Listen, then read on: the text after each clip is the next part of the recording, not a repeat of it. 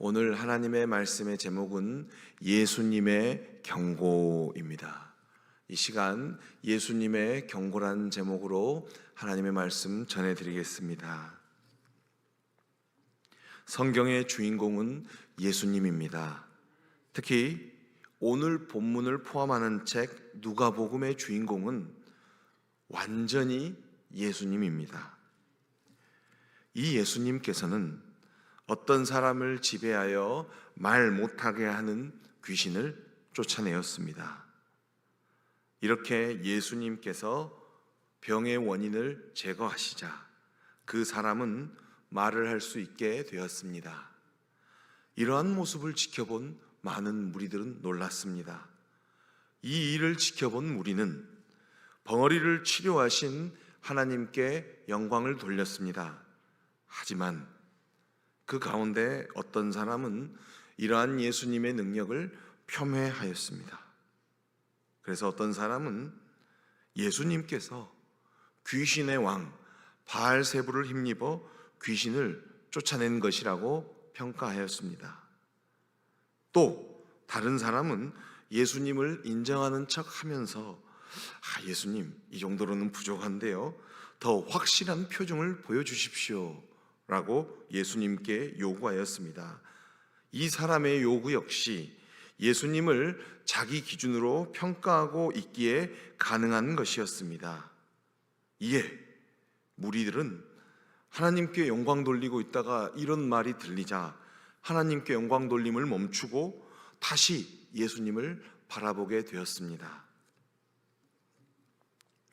모든 것을 아시는 예수님께서는 당신의 하나님 나라 복음 선포와 고치시고 살리시는 사역을 평가하는 사람들, 이 사람들의 마음속을 아셨습니다.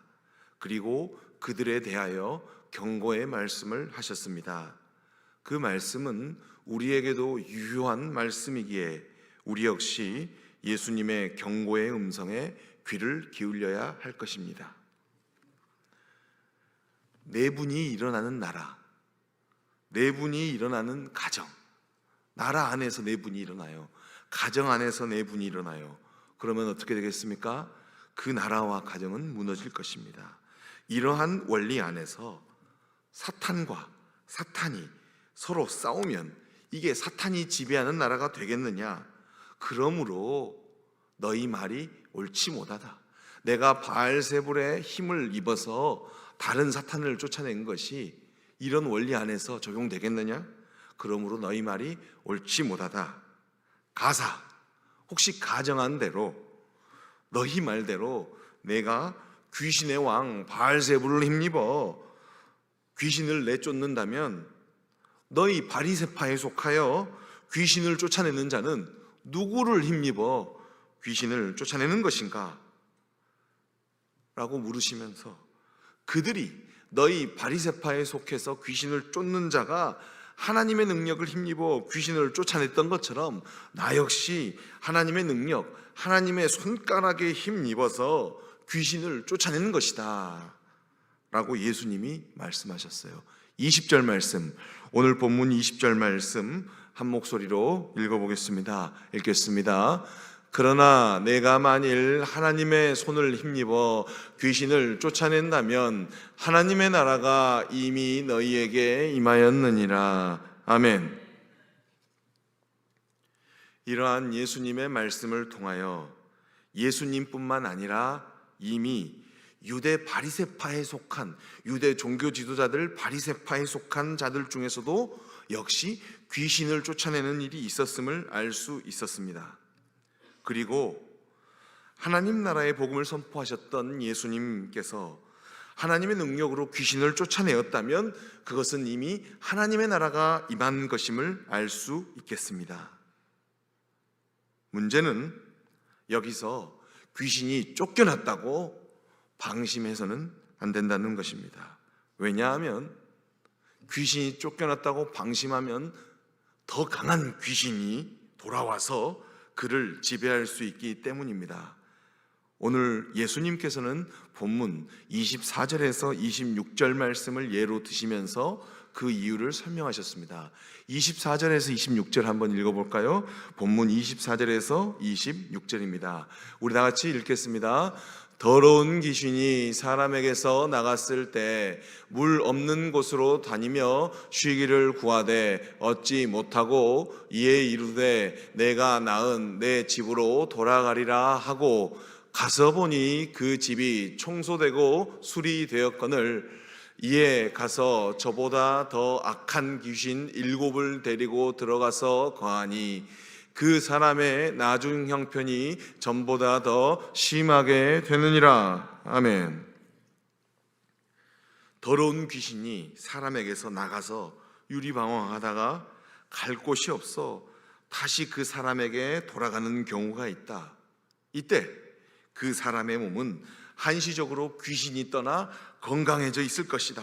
그러나 이후 그 사람에게 7배나 더 강한 귀신이 들어가 역사하기 때문에 그 사람의 영혼의 건강이, 그로 인한 육신의 건강이 7배나 나빠져 있을 것이다 라고 예수님이 말씀하셨습니다. 그렇습니다. 예수님의 말씀대로 귀신을 쫓아냄으로써 영혼이 비어있는 상태는 자신도 모르는 사이에 금세 위선, 자기의, 교만으로 채워지기 쉽습니다. 그래서 귀신에게 회방되어 치료받는 사람은 더욱더 하나님의 통치를 받아야 합니다. 이렇게 예수님께서는 이렇게 귀신에게 해방된 사람은 더욱더 하나님 나라 백성으로 하나님의 통치를 받아야 하는 이유를 말씀하셨습니다. 또한 우리는 귀신이 쫓겨났다고 해서 방심하면 안 되는 이유에 대하여 같은 성경 예수님의 시험 기사 누가복음 4장 13절에서도 살피기도 했었습니다. 누가복음 4장 13절에 이렇게 기록되어 있죠. 읽겠습니다. 마귀가 모든 시험을 다한 후에 얼마 동안 떠나니라. 아멘. 아무래도 예수님을 떠났던 마귀는 예수님의 사역을 평가하는 자들을 지배하였던 것 같습니다.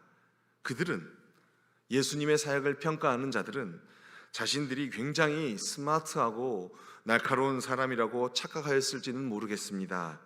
그것은 자신만의 생각일 뿐, 이렇게 하나님 나라 복음 선포와 귀신을 쫓아내므로 치유 사역을 감당하시는 예수님에 대하여 평가하는 자들은 스스로 자신이 예수님 편이 아니며 성령으로 통치를 받는 하나님 나라 백성이 아님을 보여주는 것입니다.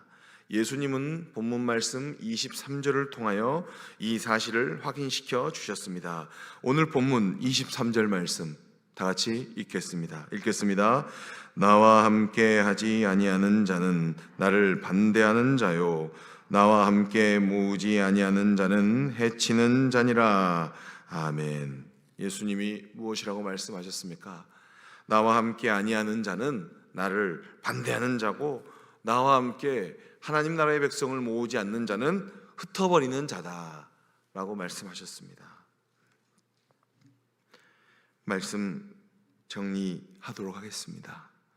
이 시간 말씀을 받는 우리는 나는 예수님의 편인가 아니면 예수님을 반대하는 편인가에 대하여 답을 구하여야 할 것입니다. 이 질문을 쉽게 말하면 나는 은혜를 받은 은혜에 감사하는 자인가 아니면 은혜를 평가하는 자인가로 바꿀 수 있을 것입니다. 우리는 예수님의 편이어야 하고요, 은혜에 감사하는 자가 되어 은혜에 보답하는 삶을 살아야 할 것입니다. 우리는 오늘 말씀에 기록된 예수님의 경고를 떠올리며 성령 하나님께 우리가 예수님의 편에 설 수 있도록 우리의 주권을 온전히 오늘도 맡깁시다. 성령 하나님께 우리의 주권을 맡기면 우리는 오늘 하루도 은혜에 보답할 수 있는 삶을 살 수 있기 때문입니다. 기도하겠습니다.